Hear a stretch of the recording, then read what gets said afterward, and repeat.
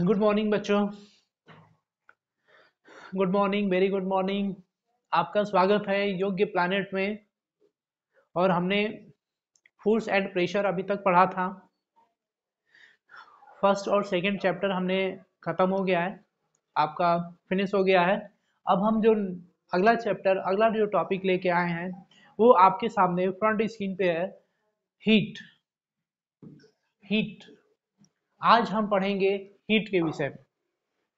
तो हीट क्या होता है और इसके डेफिनेशन क्या होते हैं, और हीट ट्रांसफर क्या होता है, स्पेसिफिक हीट क्या होता है, थर्मोमेट्री क्या होता है, थर्मोमीटर क्या होता है। तो इन सब चीज़ों को हम जानेंगे। हीट को हम हिंदी में क्या बोलते हैं?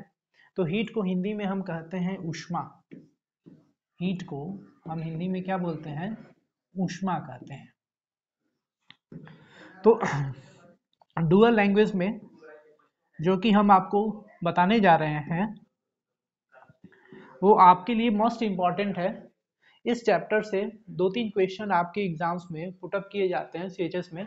अब पढ़ेंगे कि हीट होता क्या है आखिर में, हीट किसे कहते हैं। तो हीट को हिंदी में ऊष्मा कहते हैं। क्या बोलते हैं? ऊष्मा। तो ऊष्मा क्या होती है, तो किस चीज के बारे में बताती है? तो हम बता रहे हैं आपको कि it is a form of energy. ऊष्मा क्या है? तो ऊष्मा ऊर्जा का एक रूप है।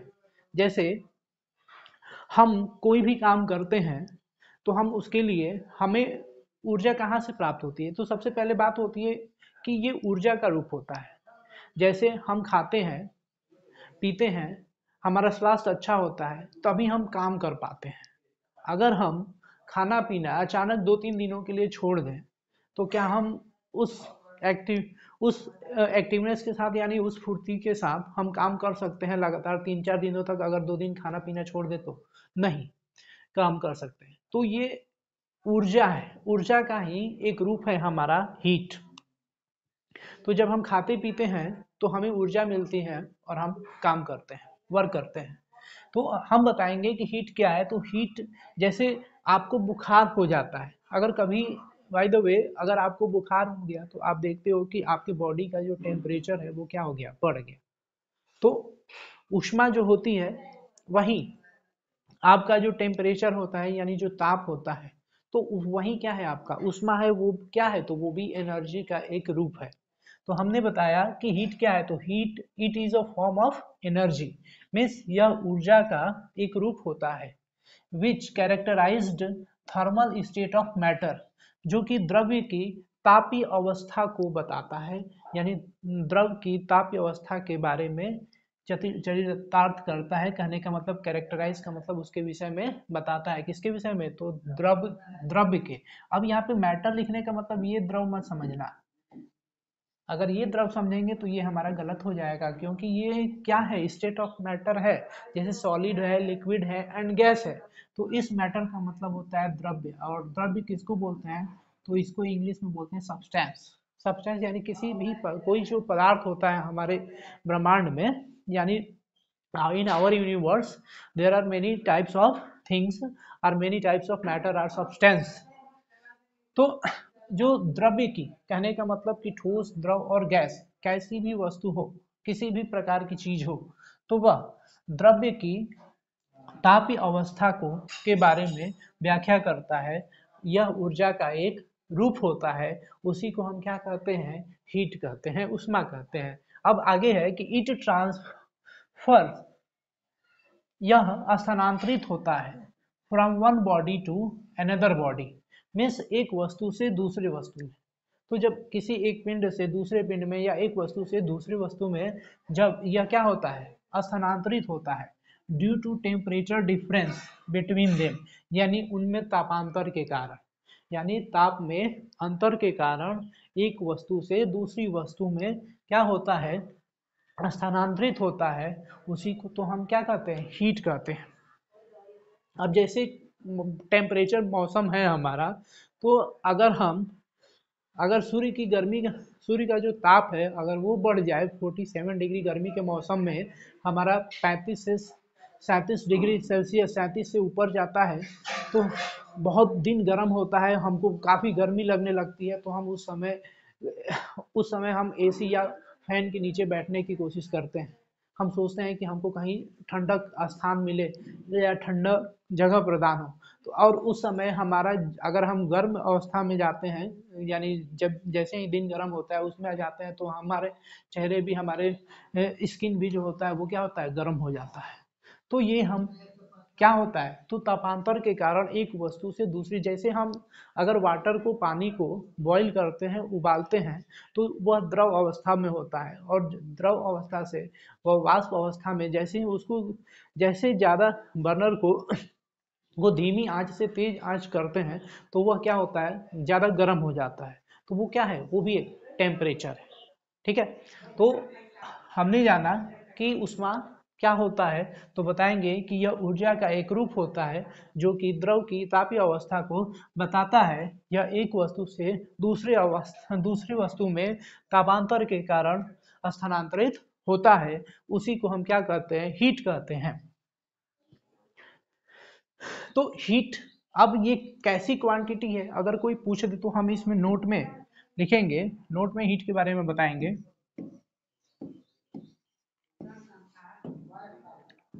हीट कैसी क्वांटिटी है, तो बताएंगे कि it is, heat is a scalar quantity. अगर ऑप्शन दे दे स्केलर क्वांटिटी या फिर वेक्टर क्वांटिटी, तो क्या है हीट, तो हीट को बताएंगे कि heat is a scalar quantity. लिखेंगे कि heat is a scalar quantity. ऊष्मा क्या है, तो ऊष्मा एक अदिश राशि है। स्केलर क्वांटिटी कहने का मतलब क्या होता है, तो स्केलर क्वांटिटी आप बताओगे, स्केलर क्वांटिटी कहने का मतलब कि अदिश राशि। ऊष्मा क्या है, तो ऊष्मा एक अदिश राशि है। ठीक है। और इसका एसआई यूनिट क्या होता है, तो इसका एसआई यूनिट जो होता है वो जूल होता है। ठीक है। इसका SI unit, and it's SI unit is joule, JOULE। क्या पढ़ते हैं इसको, जूल। हीट का एसआई यूनिट क्या होता है, जूल होता है। अगर पूछा जाए इसकी बीमा क्या होती है और इसका डायमेंशंस क्या होता है, तो ml²T-2 होता है। इसका डायमेंशन क्या होगा, तो इसका जो डायमेंशन होगा वो ml²T⁻²। तो ये हमारा इसका डायमेंशंस होता है। तो ये हम हीट के बारे में बताएंगे, जो कि अब कोई पूछ दे कि एक कैलोरी जो ऊष्मा होती है वो कितने जूल के बराबर होती है। ठीक है। तो एक कैलोरी जो ऊष्मा होती है वो 1.48 जूल के बराबर होती है। एक कैलोरी ऊष्मा, यानी 1 कैलोरी जो हीट होगा, 1 CALORIE, यानी 1 कैलोरी इक्वल टू कितना, तो 4.18 जूल। और इसको कुछ किताबों में 4.2 जूल भी दिया रहता है। तो हम बताएंगे कि 1 कैलोरी हीट जो होती है, 1 कैलोरी ऊष्मा कितने के बराबर होती है, तो 1 कैलोरी ऊष्मा 4.2 जूल या 4.18 जूल के बराबर होती है। तो हमने अभी जाना हीट के बारे में। अब इसका नेक्स्ट टॉपिक जो पढ़ेंगे,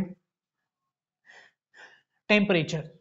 टेम्परेचर क्या होता है, तो अभी तो हीट के विषय में जाना कि हीट क्या है, तो कहने का मतलब कि वो तापीय अवस्था को बताता है। तापीय अवस्था, तो तापीय अवस्था कहने का मतलब क्या होता है, तो उसमें बताएं हम कि थर्मल स्टेट ऑफ मैटर। तो थर्मल स्टेट ऑफ मैटर कि किसी द्रव्य की तापीय अवस्था को कैरेक्टराइज करता है, वही हीट होता है। और इसमें आगे पढ़ेंगे टेम्परेचर कहने का मतलब कि ताप।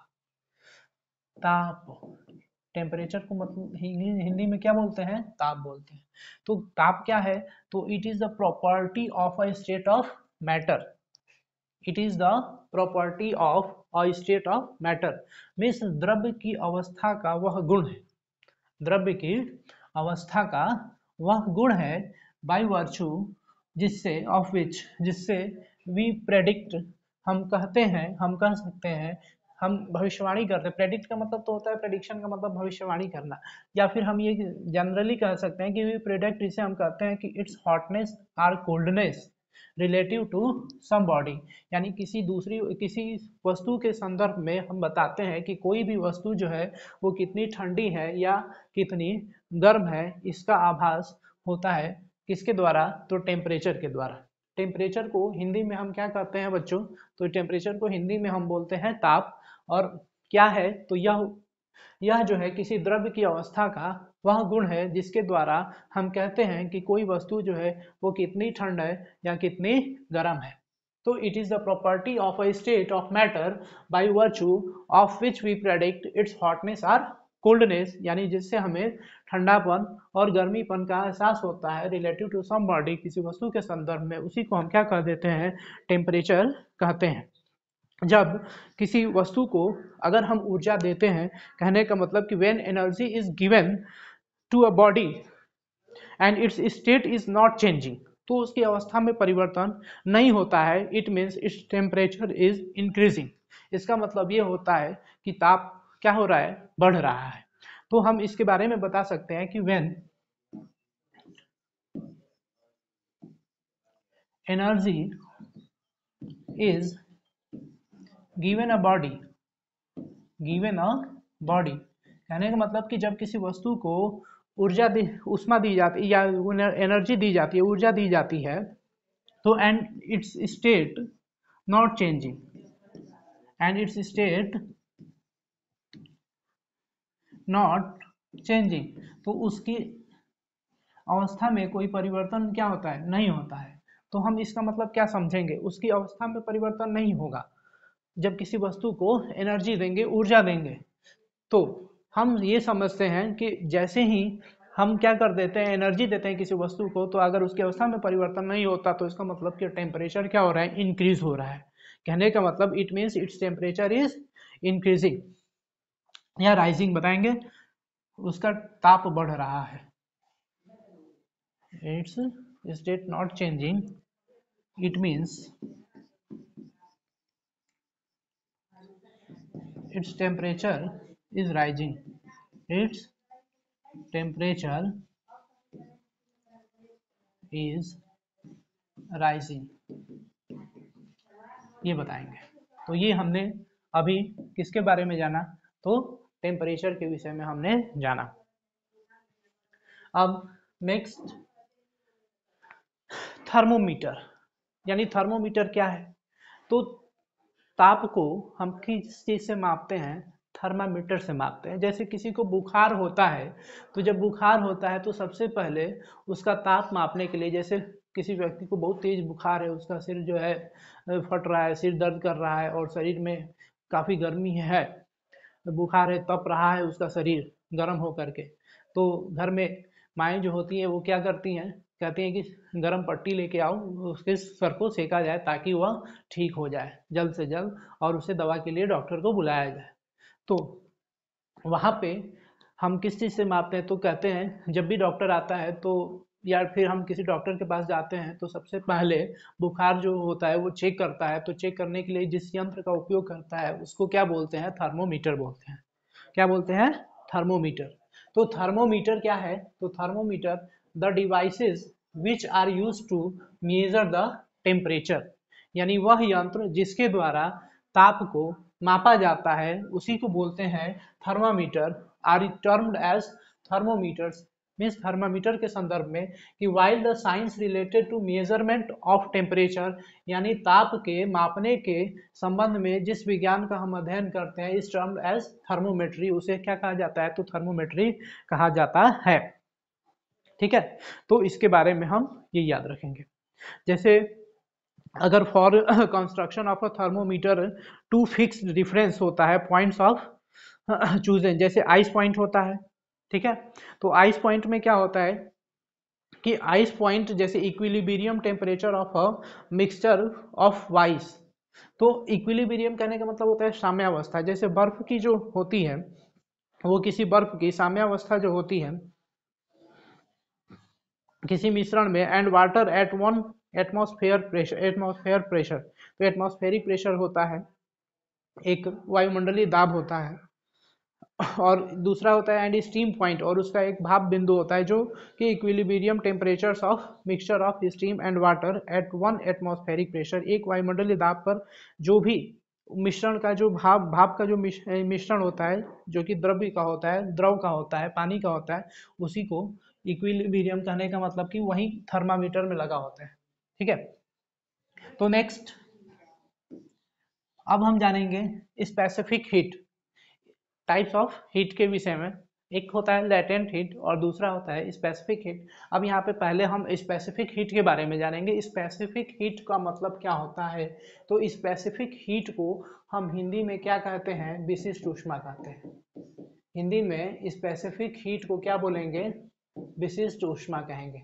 ठीक है, तो याद रखिएगा कि स्पेसिफिक हीट का मतलब होता है विशिष्ट ऊष्मा और लेटेंट हीट का मतलब होता है गुप्त ऊष्मा।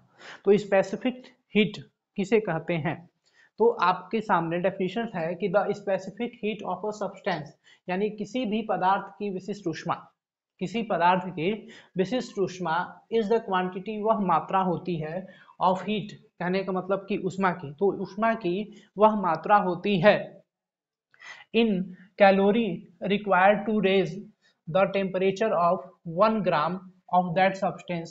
कहने का मतलब जो उस पदार्थ के 1 ग्राम तापमान को बढ़ाने पर जितनी कैलोरी आवश्यकता होती है बाई 1 डिग्री सेल्सियस, इस 1 डिग्री सेल्सियस पर, तो 1 डिग्री सेल्सियस पर किसी पदार्थ की 1 ग्राम ताप को बढ़ाने के लिए जितनी ऊष्मा की मात्रा उस पदार्थ के लिए जरूरत होती है उसी को क्या कहते हैं, स्पेसिफिक हीट कहते हैं। ठीक है, और इट्स यूनिट इज, इसका जो यूनिट होता है स्पेसिफिक हीट का वो क्या होता है, तो स्पेसिफिक हीट को हम किस चीज से मापते हैं।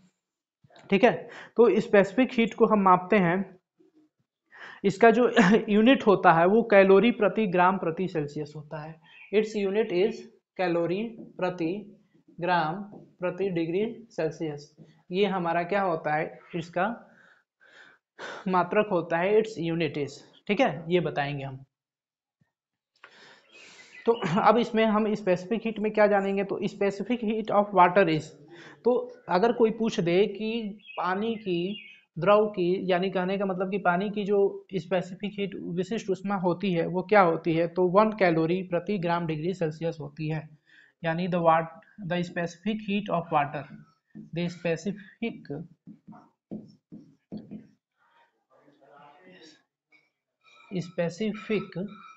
Heat of water is 1 calorie प्रति ग्राम डिग्री सेल्सियस। ये हमारा क्या होता है, स्पेसिफिक हीट होता है किसका, तो वाटर का। ठीक है, तो इसको हम याद रखेंगे, 1 कैलोरी प्रति ग्राम डिग्री सेल्सियस जो होता है स्पेसिफिक हीट ऑफ वाटर होता है। स्पेसिफिक हीट कहाँ पे यूज करते हैं, तो हम रेडिएटर में यूज करते हैं। जैसे specific heat of water is maximum, यदि अगर पानी की विशिष्ट ऊष्मा अगर मैक्सिमम होती है तो it is use in radiator. यह कहाँ पे यूज किया जाता है, तो रेडिएटर में यूज किया जाता है। आप ये बताओगे कि किसी अगर कोई द्रव है, मीन्स पानी है, तो पानी की अगर स्पेसिफिक हीट जो है वो मैक्सिमम होती है तो उसका प्रयोग हम किस चीज में करते हैं, तो उसका प्रयोग हम रेडिएटर में करते हैं। ठीक है, तो इस टॉपिक को आप याद रखिएगा। यहाँ पे लिखा गया है, बताया भी गया है कि specific heat of water is maximum so it is use in radiator. अब हम नेक्स्ट टॉपिक पढ़ेंगे, तो नेक्स्ट है लेटेंट हीट। लेटेंट हीट का मतलब क्या होता है, तो स्पेसिफिक हीट मीन्स विशिष्ट ऊष्मा, और लेटेंट हीट को हम क्या कहेंगे, तो लेटेंट हीट को बोलेंगे गुप्त ऊष्मा। लेटेंट हीट का मतलब होता है गुप्त ऊष्मा। ठीक है, तो ये अब रखेंगे लेटेंट हीट क्या होता है। तो देखिए यहाँ पे दिया गया है कि the heat required to change the phase of a system, यानी किसी तंत्र की, किसी वस्तु की अवस्था को परिवर्तित करने के लिए जितनी ऊष्मा की आवश्यकता होती है is proportional to the mass of the system, वह उस तंत्र की या उस वस्तु के द्रव्यमान के क्या होता है, प्रोपोर्शनल होता है। ठीक, अनुक्रमानुपाती होता है, ये बताएंगे। ठीक है, जैसे अब heat required to change the phase of a system. अब हीट के लिए हम कैलोरी जैसे एनर्जी के लिए डिनोट किया जाता है, इसको हम कैपिटल क्यू से डिनोट करते हैं। तो capital Q is proportional to small M के होता है। ठीक है, तो ये हमारी लेटेंट हीट होती है, गुप्त ऊष्मा होती है। गुप्त ऊष्मा क्या होता है, तो किसी भी वस्तु या किसी भी सिस्टम, किसी तंत्र की अवस्था को परिवर्तित करने के लिए, ठीक है, आवश्यक ऊष्मा की मात्रा ही क्या कहलाती है, लेटेंट हीट कहलाती है। यानी उस तंत्र के द्रव्यमान के अनुक्रमानुपाती होती है। क्यू इज, यहाँ पे आगे दूसरा डेफिनेशन भी अथवा करके भी लिखा गया है कि latent heat is the heat given to body to change its state at constant temperature. Constant temperature means नियत ताप पर, ताप को नियत कर दिया जाए तो ताप को नियत ताप पर इसकी अवस्था में परिवर्तित करने के लिए दी गई ऊष्मा ही किसी वस्तु की क्या कहलाती है, गुप्त ऊष्मा कहलाती है, लेटेंट हीट कहलाती है। और इस प्रोपोर्शनल के चिन्ह को हटाएंगे तो हमारा जो Q होगा, Q equal to M into capital L के इक्वल होगा। ठीक है, अब यहाँ पे आपको दिया भी गया है कि Q equal to M into L। ठीक है, तो ये हमारा लेटेंट हीट हुआ। ठीक,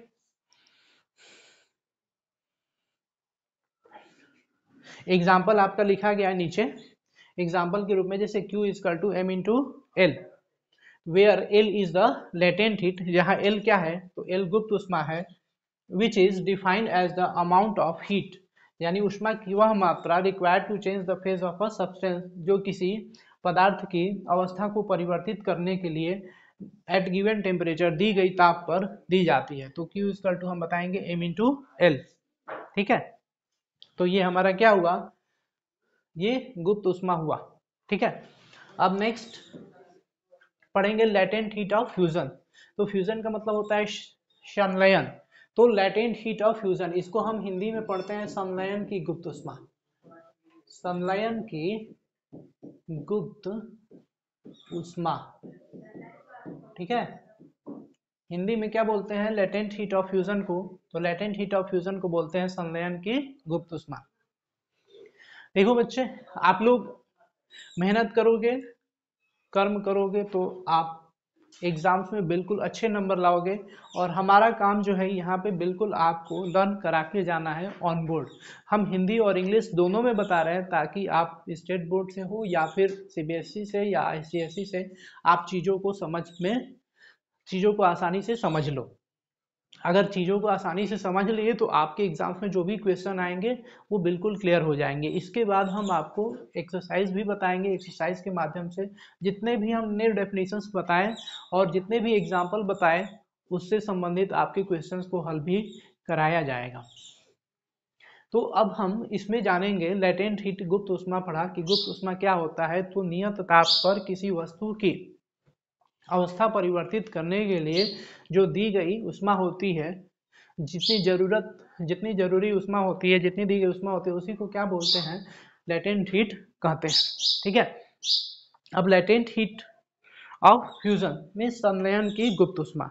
तो संलयन की गुप्त ऊष्मा किसे कहेंगे, तो है कि latent heat of fusion of a solid is defined as the amount of heat, कि ऊष्मा की वह आवश्यक मात्रा to convert a unit mass of the substance, यानी एक इकाई द्रव्यमान की, एक इकाई द्रव्यमान के from a solid state to liquid state. कहने का मतलब कि ठोस से द्रव अवस्था में, ठोस से द्रव अवस्था में परिवर्तित करने के लिए किसी पदार्थ के 1 ग्राम यानी 1 इकाई मात्रा को दी गई वह गुप्त ऊष्मा, जो विदाउट चेंजिंग द टेम्परेचर, बिना ताप बदले।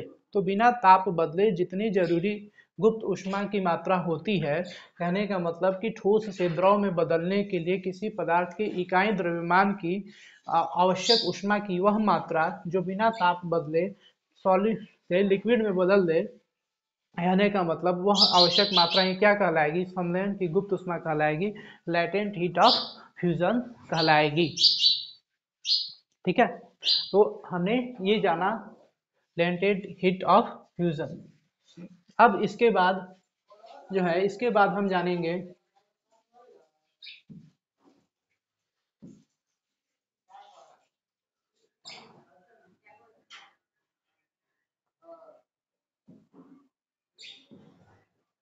हाँ next latent heat of fusion हमने जाना फर्स्ट टॉपिक, और इसमें दूसरा जानेंगे कि लेटेंट हीट ऑफ संलयन की गुप्त ऊष्मा होती है, और ये है वाष्पीकरण की गुप्त ऊष्मा, लेटेंट हीट ऑफ वेपोराइजेशन। तो वेपोराइजेशन का मतलब हिंदी में बोलते हैं वाष्पीकरण। जब किसी ठोस को या किसी द्रव को, सॉरी, जब हम किसी द्रव को, जैसे पानी है, पानी को हम गर्म करते हैं तो वो क्या हो जाता है, टेम्परेचर अगर ज़्यादा देते हैं तो वो वाष्प बन के उड़ने लगता है, तो वहाँ पे वाष्पीकरण की प्रक्रिया होती है। तो अब यहाँ पे लेटेंट हीट ऑफ वेपोराइजेशन कहने का मतलब कि हिंदी में बोलेंगे इसको कि वाष्पीकरण की गुप्त ऊष्मा। क्या कहेंगे? वाष्पीकरण की गुप्त ऊष्मा। तो वाष्पीकरण की गुप्त ऊष्मा क्या होती है?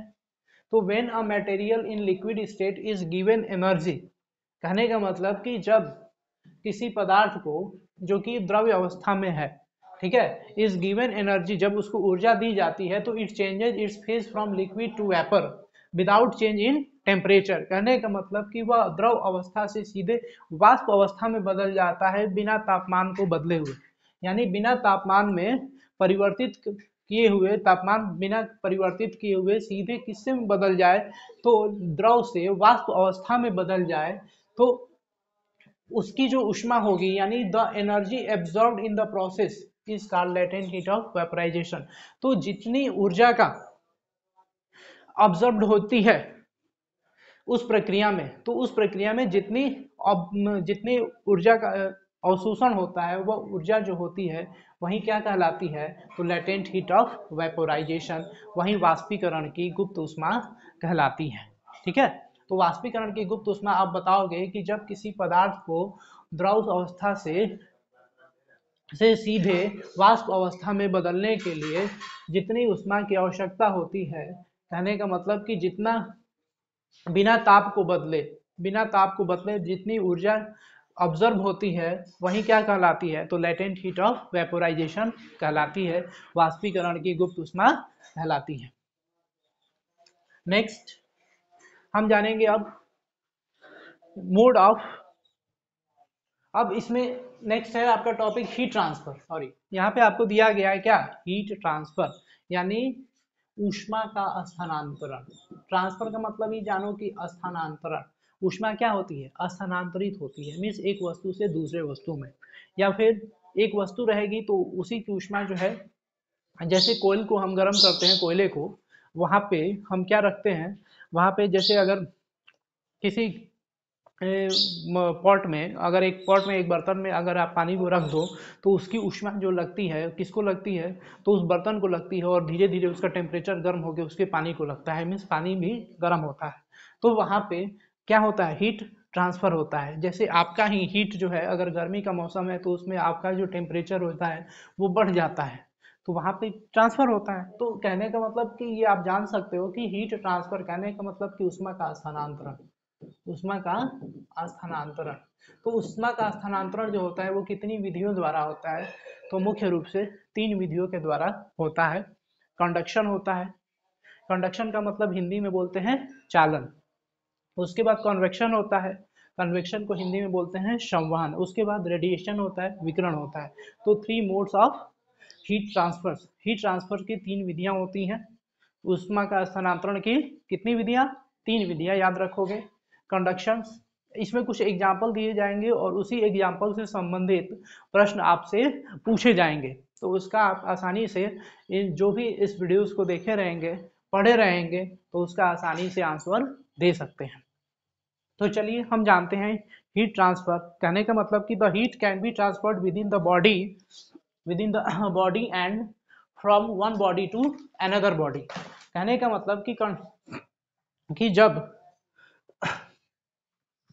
ऊष्मा का जो स्थानांतरण होगा, वो the heat can be transferred within the body and from one body to another body, यानी एक वस्तु से दूसरे वस्तु में ऊष्मा का स्थानांतरण होता है, और किसके द्वारा, तो थ्रू द फॉलोइंग मोड के द्वारा। कहने का मतलब थ्रू द 3 फॉलोइंग मोड्स, कहने का मतलब 3 विधियों के द्वारा, जिसमें फर्स्ट विधि है हमारा क्या है, कंडक्शन। कंडक्शन को आप हिंदी में बोलोगे क्या, तो चालन विधि या चालन विधि। हीट ट्रांसफर किसके द्वारा होगा, सबसे पहले कंडक्शन के द्वारा होगा। कंडक्शन क्या है, तो हम जानेंगे conduction is that mode of heat transfer, यानी ऊष्मा के स्थानांतरण की वह विधि है इन विच मॉलिक्यूल्स, जिसमें यानी जिसमें अणु ऑफ द बॉडी, यानी ऑफ द बॉडी माने किसी वस्तु की जो अणु होते हैं, किसी वस्तु के अणु में transferred heat from a place at higher temperature to a place at a lower temperature. कहने का मतलब कि उच्च ताप पर एक स्थान से दूसरे स्थान पर लोअर टेम्परेचर पर, यानी लोअर टेम्परेचर कहने का मतलब उच्च ताप से निम्न ताप पर एक स्थान से दूसरे स्थान पे अणु जो होते हैं वो क्या होते हैं, स्थानांतरित हो जाते हैं।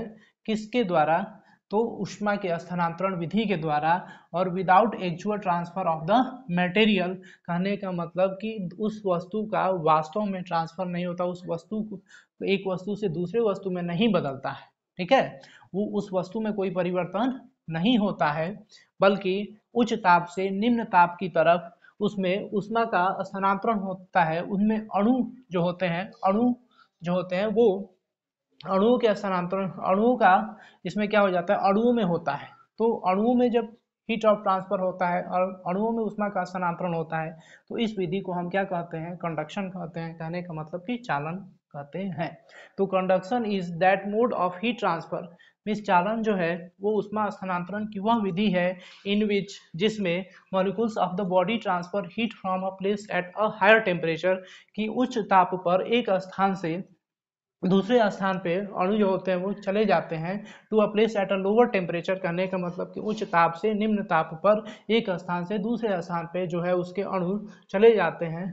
तो without actual transfer of the material, means बिना वस्तु के वास्तव में बदले हुए। तो वास्तव में बिना वस्तु के बदले हुए एक स्थान से दूसरे स्थान तक मॉलिक्यूल जो चले जाते हैं उसी को हम क्या बोलते हैं, कंडक्शन कहते हैं, मीन्स चालन कहते हैं। जैसे एग्जाम्पल में आपके पास यहाँ पे पड़े हुए हैं एग्जाम्पल जो है वो आपका फर्स्ट एग्जाम्पल बताया गया कि a lizard warming its belly on a hot rock, means जब गर्म चट्टान पे एक छिपकली अगर चलती है तो उसका पेट जो होता है वो क्या होता है, गर्म हो जाता है।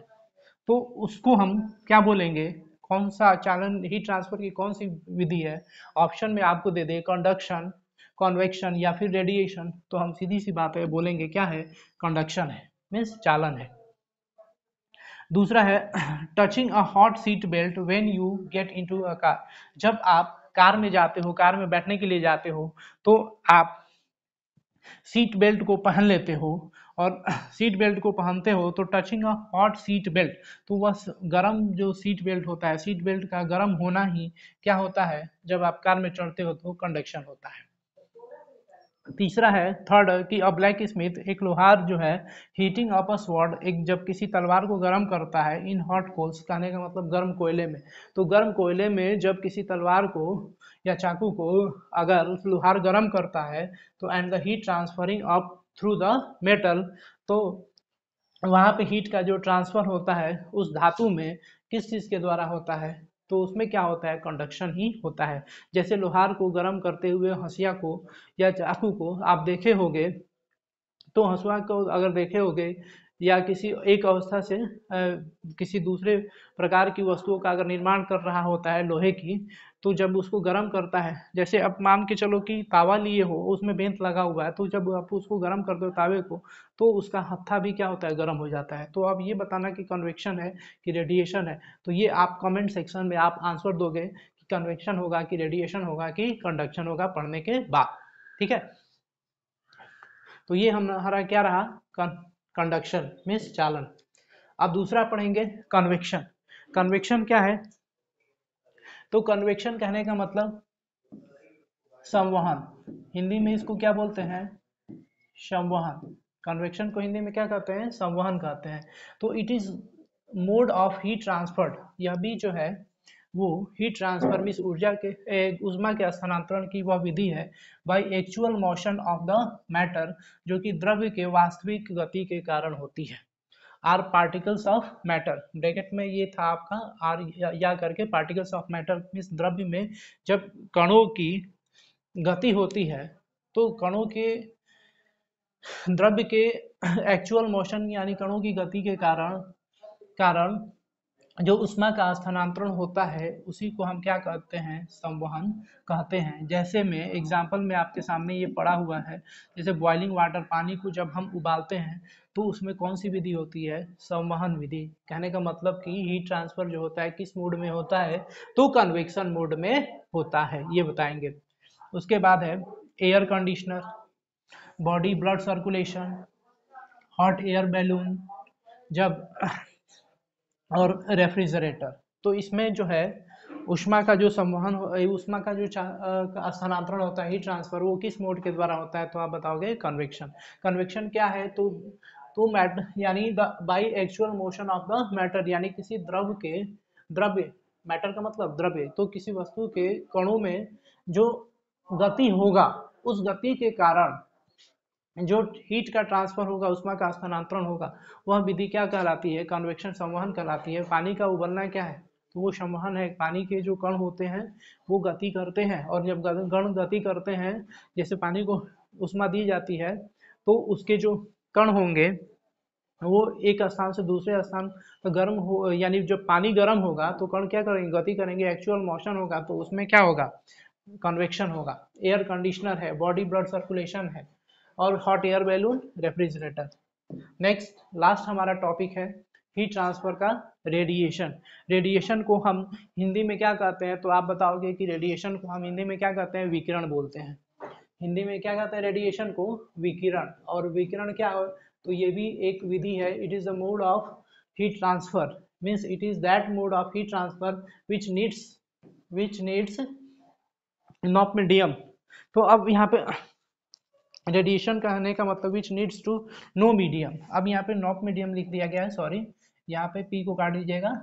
विच नीड्स नो मीडियम, जिसे किसी माध्यम की आवश्यकता नहीं होती है, ठीक है। तो रेडिएशन का मतलब होता है विकिरण। It is that mode of heat transfer, यानी यह ऊष्मा के स्थानांतरण की वह विधि है विच नीड्स नो मीडियम, जिसको किसी माध्यम की आवश्यकता नहीं होती है, उसे ही हम क्या कहते हैं, विकिरण कहते हैं। जैसे radiant energy waves with the speed of, तो रेडिएंट एनर्जी जो होती है विद द स्पीड ऑफ कितनी होती है, तो 3 × 10⁸ metre per second, 3.0 × 10⁸ metre per second, ये होती है क्या, तो in free space. Free space का मतलब निर्वात में हम कह सकते हैं कि निर्वात में वायु की जो चाल होती है वो कितनी होती है, 3 ×